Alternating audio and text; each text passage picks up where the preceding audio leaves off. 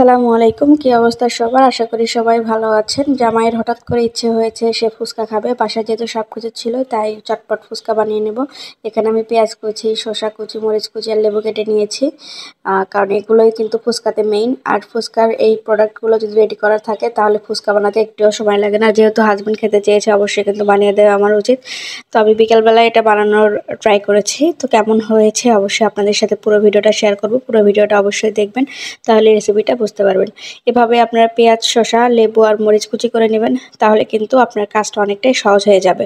তো এগুলো কুচি করার পাশাপাশি আমি এখানে ডাল আর আলু সিদ্ধ করে নিয়েছি, আর ডেকোরেশনের জন্য ডিমটাও সিদ্ধ করে নিয়েছি। এখন আমি ডাবরি ডাল আর আলুটা মাখিয়ে নিব ফুচকার পুর হিসেবে। আর এটা মাখানোর জন্য এর ভিতরে একটু চাট মশলা, হালকা লবণ, হালকা চিলি ফ্লেক্স বা শুকনো মরিচের গুঁড়া ব্যবহার করব। এতে করে কিন্তু ফ্লেভারটা সুন্দর আসে। এই ভেতরের পুরটাই কিন্তু ফুচকার আসল টেস্ট। তো চলুন এটা আমরা ভর্তা করে নিই। ভর্তা করে আপনাদের কাছে দেখাই। এই যে এটা আমার রেডি হয়ে গেছে। সামান্য পেঁয়াজ কুচি আর কাঁচা মরিচ কুচি আমি ইউজ করেছি। এটা যত সুন্দর করে আপনি ম্যাশ করবেন তত কিন্তু আপনার ফুচকার টেস্টটা ভালো আসবে। দেখতেই পাচ্ছেন আমি অনেক সুন্দর করে এটা ম্যাশ করে নিয়েছি। আর এই খাবারগুলোর বানাতে গেলে এগুলো রেডি করে রাখলে কিন্তু আপনার প্রত্যেকটা জিনিস বানাতে খুব কম টাইম লাগে। সো আমি এই জন্য সব কিছু রেডি করে নিচ্ছিলাম, আর আপনাদেরকে বলে দিয়েছি আপনারা সেভাবে রেডি করবেন। এখন আমি টকটা রেডি করব।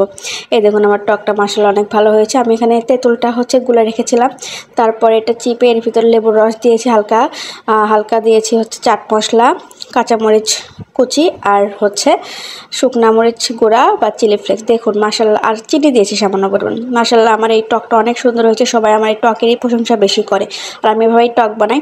এটা এক্সট্রা একটা ভিডিও আমার চ্যানেলে আছে, আপনারা অবশ্যই দেখে নেবেন। ফুচকাগুলো ভেজে নিলাম, কারণ রেডিমেড ফুচকা কিনে নিয়ে এসেছিলাম। এগুলো জাস্ট আমি তেলে ভেজে নিয়েছি। তো সব কিছুই আমার রেডি। এখন ফুচকা বানানোর পালা।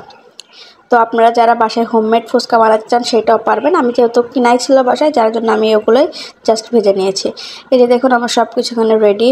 ফুচকার যে ডেকোরেশনের জিনিস, যে ফুচকার ভিতরে ডো, ফুচকা, টক সব কিছু আমার রেডি। এখন শুধু আমি ফুচকা বানাবো। এতগুলো ফুচকা বানাতে কিন্তু অনেক সময় লাগবে, কিন্তু যেহেতু বাসার সবাই খেতে চেয়েছে, সবার জন্য করেছে, তখন অবশ্যই তো একটু পরিশ্রম করতেই হবে। তো চলুন আমরা শুরু করে দিই ফুচকা বানানো। প্রথমে আমি একটা ফুচকা নিয়ে নিচ্ছি। এর ভিতরে আমি ফুচকার ডোটা দিব। ডো দেওয়ার পরে উপরে সুন্দর মতো পেঁয়াজ কুচি, কাঁচামরিচ কুচি আর শসা দিয়ে নেব। তারপরে টক অ্যাড করে দিব। আর সবগুলো ফুচকা বানানো হয়ে গেলে আমি ডিমটা গ্রেট করে দিয়ে দিব।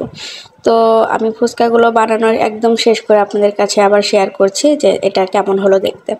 এভাবেই আমি সবগুলো ফুচকা আস্তে আস্তে বানিয়ে নেব, সেম প্রসেসে আপনারা এভাবেই দিয়ে নেবেন। তো চলুন সবগুলো ফুচকা বানিয়ে নিই। এই যে আমার ফুচকাগুলো বানানো হয়ে গিয়েছে। এখন আমি ডিমটা গ্রেট করে দিয়ে দেব। এতে করে টেস্টটা কিন্তু ভালো আসে, কারণ ডিমটা গ্রেট করে দিলে ফুচকার উপরে পড়ে, টেস্টটাও ভালো আসে।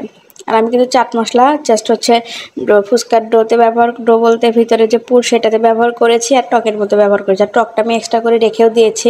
ভিতরে তো ফুচকা দিয়েছি, আবার এক্সট্রা করে রেখেছি, কারণ কার কীরকম পছন্দ মতো টক দিয়ে নিলে কিন্তু ভালো লাগে। তো মাশাআল্লাহ আমার ফুচকা খেয়ে বাড়ির সবাই অনেক প্রশংসা করেছে যে ভালো হয়েছে, টেস্টি হয়েছে।